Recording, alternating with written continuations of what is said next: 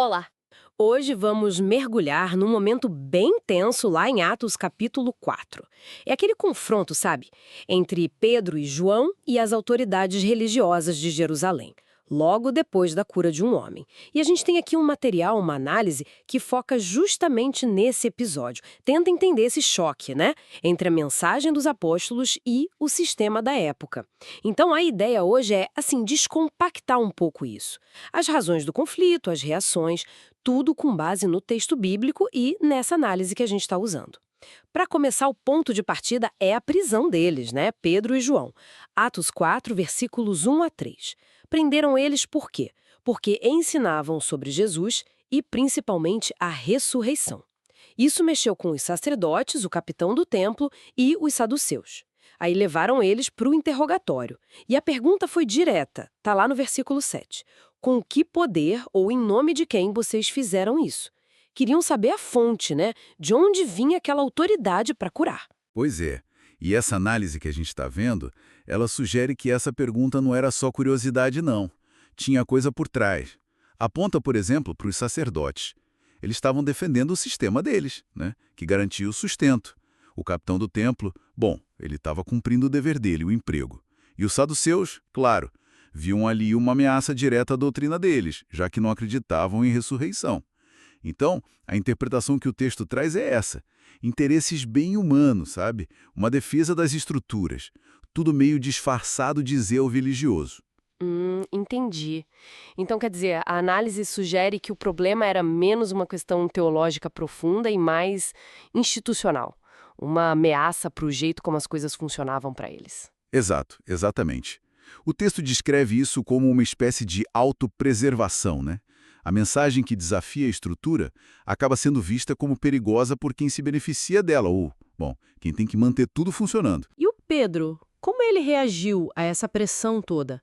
A Bíblia diz que ele estava cheio do Espírito Santo e não recuou. No versículo 10, ele manda na lata: a cura foi feita em nome de Jesus Cristo, o Nazareno.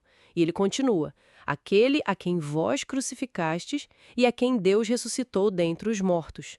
Quer dizer, ele joga a responsabilidade de volta para eles. E aí vem o ponto central, que a nossa fonte destaca bastante, os versículos 11 e 12. Ele é a pedra que foi rejeitada por vós, os edificadores, a qual foi posta por cabeça de esquina. Forte isso. E continua: e em nenhum outro há salvação, porque também debaixo do céu nenhum outro nome há, dado entre homens, pelo qual devamos ser salvos. Uau! Essa imagem da pedra angular, a peça-chave, e dizer que eles, os construtores, a rejeitaram. É pesado. É uma afirmação de exclusividade total, né? Ele não só diz que a cura veio de Jesus, mas coloca Jesus como o único caminho para a salvação. É um confronto direto com o sistema que o UOL tinha descartado. E a reação das autoridades, no versículo 13, é espanto. Eles notam a ousadia de Pedro e João. Percebem que eram homens sem letras e indoutos, simples, né? Mas aí vem a sacada. Reconheceram que haviam estado com Jesus. Essa conexão pessoal com ele. Isso era inegável. Era mais forte que qualquer falta de diploma, digamos assim. Essa frase é marcante mesmo. Reconheceram que haviam estado com Jesus. Não era o estudo formal, mas a convivência, a proximidade.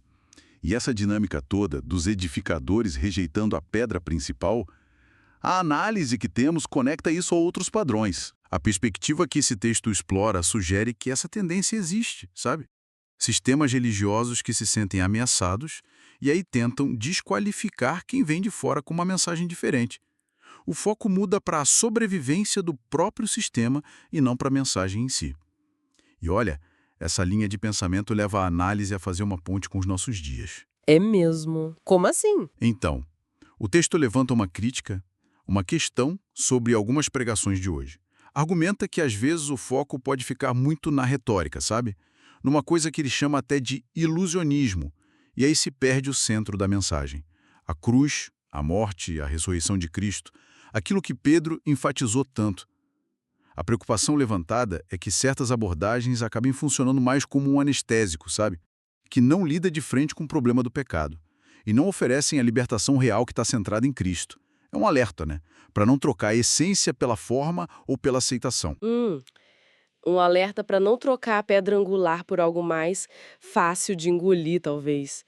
E no meio dessa tensão toda, a coragem dos apóstolos é algo que chama atenção. Com certeza. Eles falam sem medo, impulsionados pelo Espírito, mesmo sabendo dos riscos.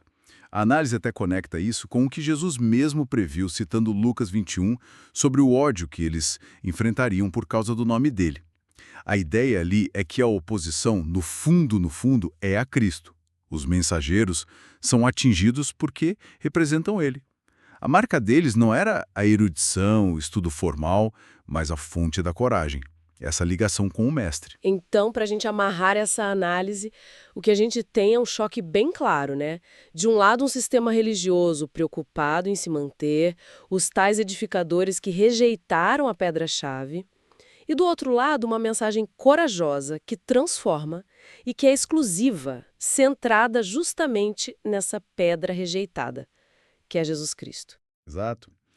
E a reflexão final que essa análise propõe é justamente essa: a autenticidade da mensagem e essa identificação real com Cristo, essa coisa de ter estado com Jesus, isso acaba sendo mais decisivo, mais reconhecível do que qualquer carimbo de aprovação de uma instituição ou um título formal. E isso deixa a gente com uma pergunta para pensar, né?